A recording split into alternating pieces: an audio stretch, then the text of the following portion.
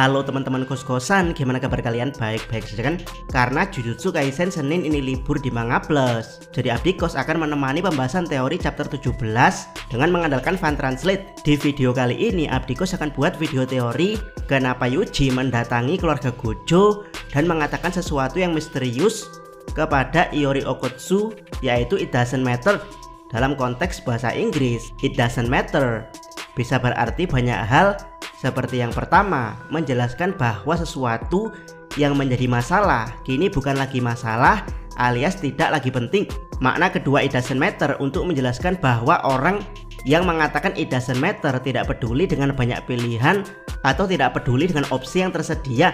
Makna ketiga it doesn't matter berfungsi untuk mencegah seseorang yang bermasalah meminta maaf pada orang yang dia sakiti, atau lebih singkatnya it doesn't matter bermakna menghilangkan kekhawatiran. Serta yang keempat, it doesn't matter berfungsi sebagai penolakan, yaitu apapun yang dikatakan objek it doesn't matter karena sang subjek akan terus maju. Singkatnya, makna keempat it doesn't matter adalah maju terus pantang mundur dari keempat makna it doesn't matter. Kita buat teori apa yang sebenarnya terjadi antara Yuji dan Iori Okotsu. Yang langsung aja kita mulai pembahasannya. Check it bro. Pertama, timeline resmi antara JJK original dan JJK Modulo. Sebelum Abdi Kos membahas makna it doesn't matter, Abdi Kos jelaskan dulu timeline resmi di antara JJK original dengan JJK Modulo. Seperti yang kita tahu, Yuta Okotsu pada akhirnya menikah dengan Maki Zenin setelah keduanya bekerja sama dengan para penyihir untuk mengalahkan Sukuna di tahun 2018. Tidak dijelaskan kapan Maki dan Yuta akhirnya menikah, tapi yang jelas di tahun 2024 Undang-undang supranatural antar bangsa-bangsa terbentuk di Kyoto, yang mana undang-undang ini memberikan kewenangan penuh terhadap negara Jepang untuk menangani semua fenomena supranatural yang mengancam bumi. Kemungkinan beberapa tokoh penting yang sebelumnya ikut andil melawan Sukuna hadir dalam pembentukan undang-undang ini, khususnya dari 3 klan besar seperti Megumi sebagai kepala klan Zenin yang didampingi kaki tangannya yaitu Kurusuhana, kemudian Itadori Yuji yang kemungkinan menjadi perwakilan klan Kamo, di mana teori dari Abdi Kos, Yuji didampingi diplomat Jujutsu handal yang dulu pernah dia sadarkan dengan tinjunya di Cooling Game. Yap, sosok pendamping Yuji di Kyoto adalah Higuruma Hiromi. Yang terakhir adalah Yuta Okotsu yang telah diangkat sebagai kepala klan Gojo. Teori dari Abdi Kos, saat itu Yuta didampingi oleh Maki Zenin, yang mana benih-benih cinta keduanya memang tumbuh cepat setelah Shinjuku Showdown. Jadi ya, 3 perwakilan klan besar ini akhirnya bersepakat dengan negara-negara adidaya untuk mengatasi krisis supernatural yang sewaktu-waktu akan melanda bumi seperti di tahun 2018 setelah undang-undang supernatural terbentuk. Dunia dipaksa damai, di mana negara adidaya tidak lagi mempermasalahkan Jepang yang memonopoli energi kutukan. Kenapa Abdi Kos bilang dipaksa damai? Karena meski negara adidaya bersepakat, tapi sebetulnya mereka masih menyimpan dongkol di hati karena gagal menguasai sumber energi terbarukan, yaitu energi kutukan yang hanya tersedia di Jepang. Sehingga diam-diam selama masa damai, ada beberapa anak Jepang dengan energi kutukan yang diselundupkan ke luar negeri. Penyelundupan ini sangat rapi karena baru terdeteksi masif di tahun 2086.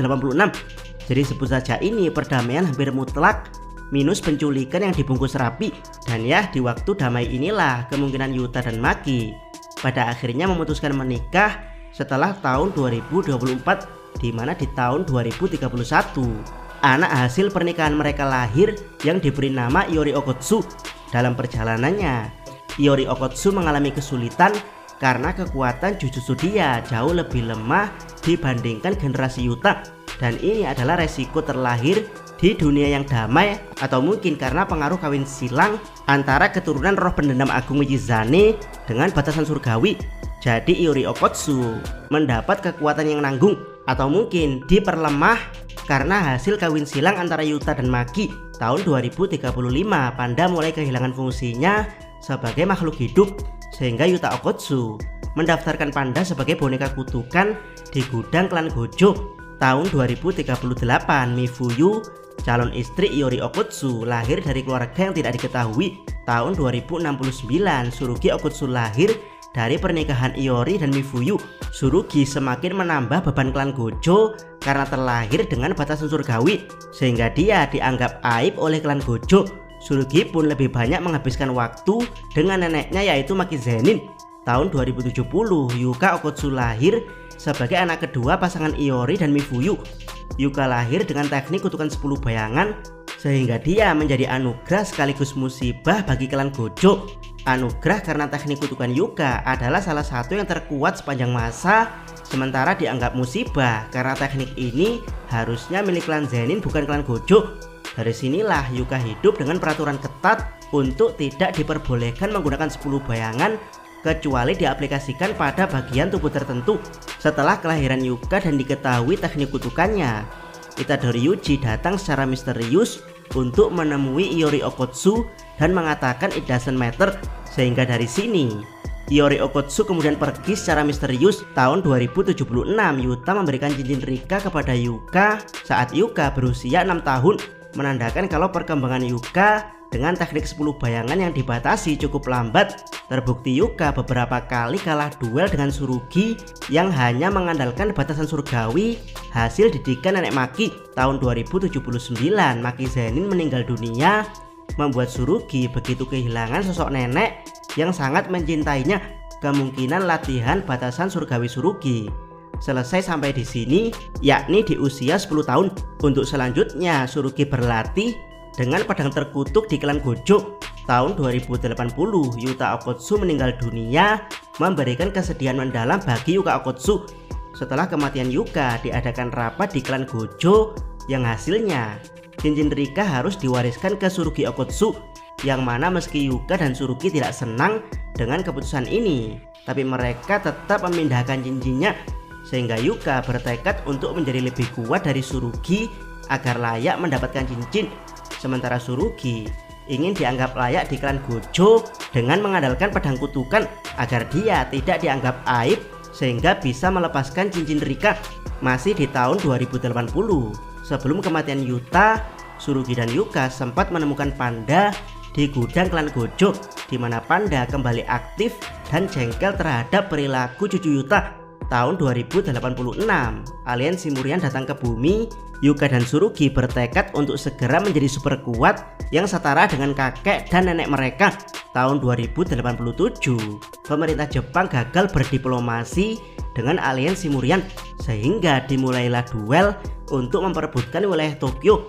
Yuka yang melawan Dabura menggunakan ritual Mahoraga, sementara Tsurugi yang melawan Maru menerima bantuan Rika. Kedua, teori kenapa Yuji mendatangi Okkotsu Iori. Setelah membahas detail timelinenya, kita masuk ke pembahasan teori kenapa Yuji menemui Iori setelah kelahiran Yuka. Seperti yang Abikos jelaskan, Yuji hanya mengatakan it doesn't matter saat menemui Iori di tahun 2070, di mana it doesn't matter punya 4 makna. Pertama adalah sesuatu yang masalah kini bukan lagi masalah. Maksudnya adalah Yuji menenangkan Iori kalau masalah yang selama ini menimpa Iori, yaitu dianggap aib bagi klan Gojo, kini bukan lagi menjadi masalah setelah kelahiran Yuka. Makna ini kurang tepat karena tidak menjelaskan kenapa Iori menghilang setelah kelahiran Yuka. Makna it doesn't matter yang kedua adalah tidak peduli terhadap opsi atau pilihan. Jadi Yuji tidak peduli lagi dengan opsi yang akan dipilih Iori setelah kelahiran Yuka. Apakah dia akan pergi dari klan Gojo atau menetap di klan Gojo? Keduanya it doesn't matter bagi Yuji. Jadi di makna kedua ini cukup menjelaskan kenapa Iori akhirnya meninggalkan klan Gojo, karena Yuji menyerahkan keputusan akhirnya kepada Iori.